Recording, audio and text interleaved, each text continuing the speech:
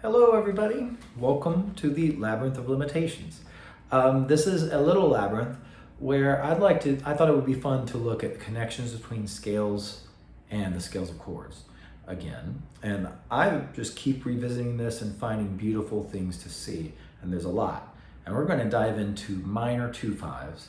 I'm going to look at the 2/5 into C minor 7 that's at the beginning of There Will Be Another You, which starts in E flat major, and then goes towards the minor, C, and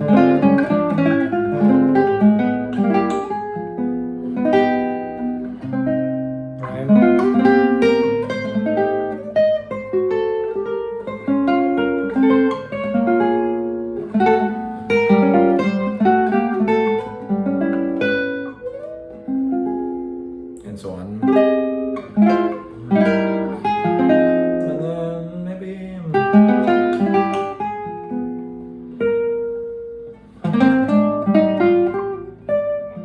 and so on. So it's a very pretty song. I've been really into it. I've been learning it recently. I never played this song. So at the beginning,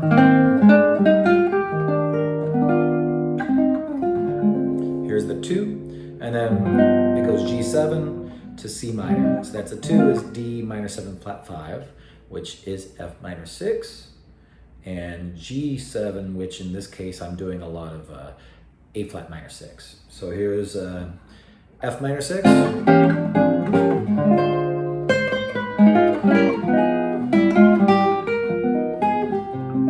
so that's all scales of chord stuff.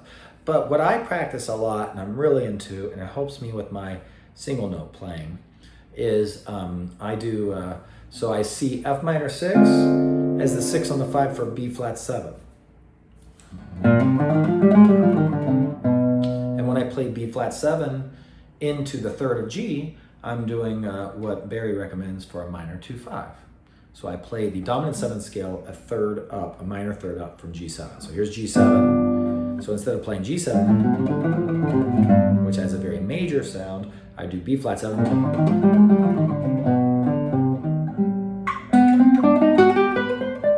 So that's the sound of that. So I'm doing B flat 7 and including the 3rd of G. And what that essentially is the same thing as playing C harmonic minor. But I can think of stuff like, so this is doing the stuff I do on a dominant 7 scale, the ABCs and stuff. Like that kind of sound. You know, so I can go, so what I'm doing, so back to what I'm doing, I'm practicing F minor 6.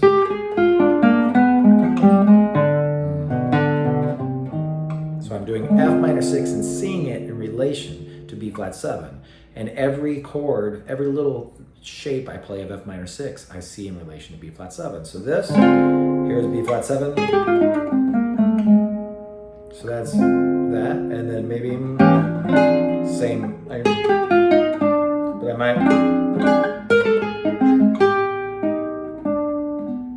so I've never done that, but that's pretty. So I go, sorry, F minor 6.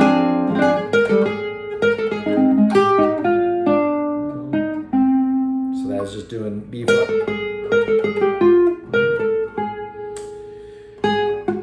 Why can't I think this? But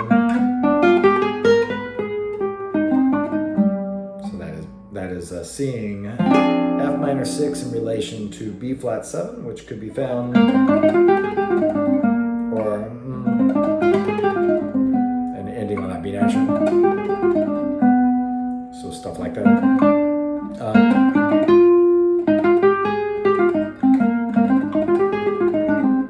All of that in relation to F minor 6.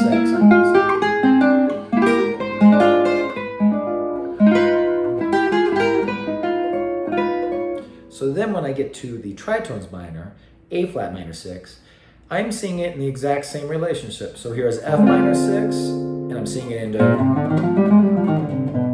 but now I'm seeing G minor 6, A flat minor 6, which is the tritones minor for G, and I'm seeing it in relation to whatever it is the 6 on the 5 for, which in this case, which is the tritone of G. So in other words, here is G minor 6, and here is the tritone of G, D flat 7. So I'm going to go.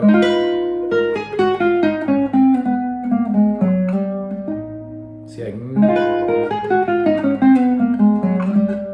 that is resolving it to C minor, resolving D flat 7 to C minor. I did 1/2 step. So I go. See.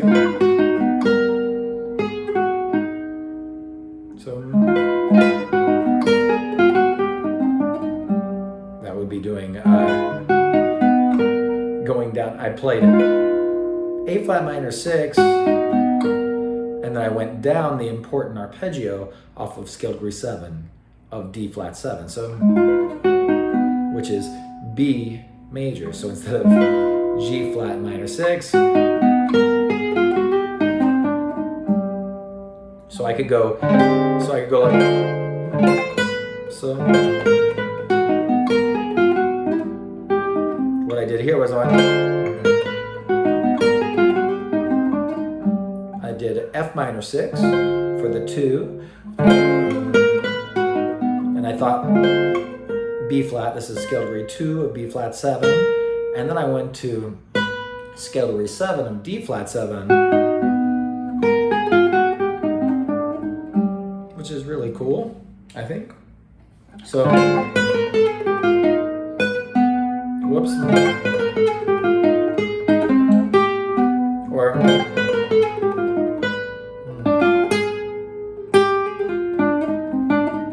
stuff like that. So that's just going B flat 7 all the way.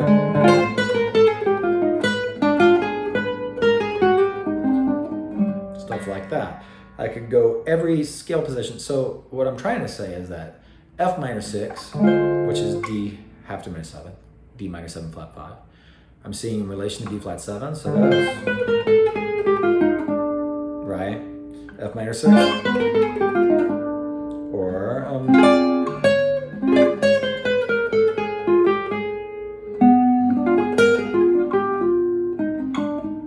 okay, so I'm seeing all of those F minor 6 and B flat 7 relationships, but then F minor 6 goes to the tritones minor, and now I'm seeing it in relation to D flat 7, or I'm continuing to see it in relation of B flat 7, which are almost the same thing. There's just a couple notes that are different. And it, you know, we could talk about what those notes are, but I'm just going to keep going with this way of looking at it. So tritones minor, in relation to D flat 7, my notes are, this is scale degree 5.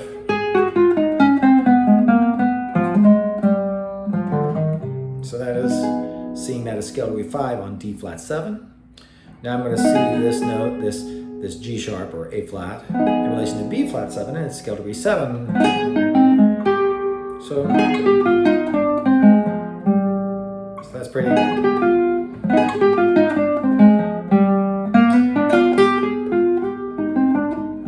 Maybe I don't have enough time for that in this case, but it's fun. See, I gotta go. Maybe.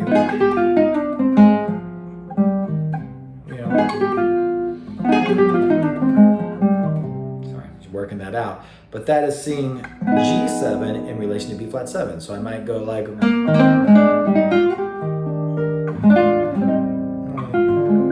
then maybe, so I'm something like that. I'm seeing that in relation to B flat 7. So maybe,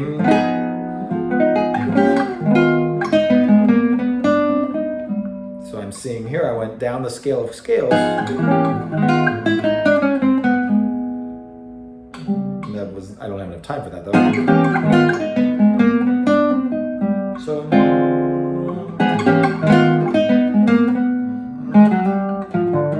something like that. Let me put that in time.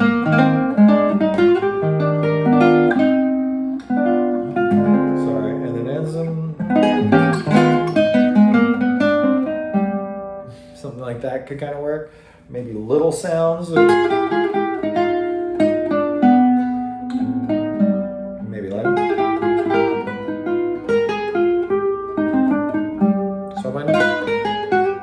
So. this note right here. It could be a half step below G, or it could be the tritone, which is nice. It's that scale degree 4 of the tritone, which I watch out for when thinking of A flat minor 6 diminished in relation and connecting it to the scale that it's connected to, which is D flat 7. So A flat minor 6 diminished, D flat 7 with 3 half steps. So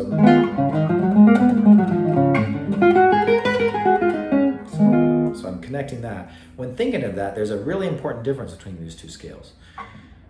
D flat minor 6 has, in this case, F sharp, or G flat, I should say, which is scale degree 4. And that is the major 7th in relation to G. And then A flat minor 6 has, it does not have that. So it has a raised 4th in relation to the D flat 7 scale, which is really pretty. So you know I'm playing if you hear that type of line, because I love putting that kind of line in there. But it's really fun. So I have the options between these, and I tend to do the scale degree 4 of D flat up to the 5th, resolving to the 5th of the resolving chord. So in this case, 5th of G. So the 4th, scale degree 4 of the tritone sub, I move up by half step to the 5th of the resolving chord. So I don't tend to play it unless I'm about to go to the resolving chord, because it sounds, I tend to do that. I'm sure there's other ways to play that note. It's just what I tend to do. It's my habit. So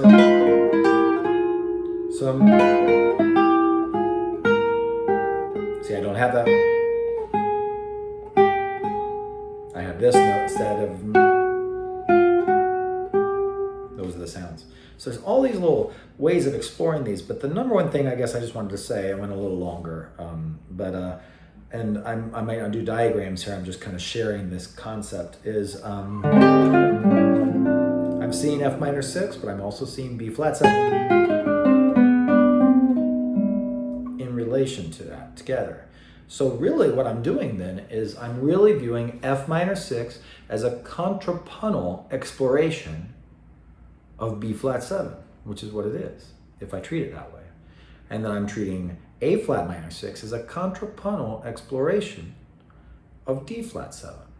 So if you like the sound of tritone sub, or if you don't even like to think of tritone sub and you think of altered scales, because you got your sharp 5 and your flat 5 and your flat 9 and your sharp 9. Well, an advantage of this, of what Barry teaches approach, is I have all of those beautiful notes in my tritone substitution scale, which is a 7-note scale. And then I know how to move with the tritone's minor scale, which is an 8-note scale, that I know how to move contrapuntally. So I can play all those sounds in counterpoint, because that's what Barry teaches with these scales of chords. See?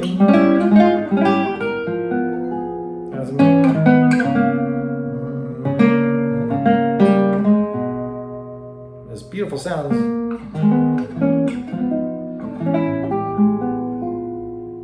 Right? And I went into thinking of D flat 7. That's right.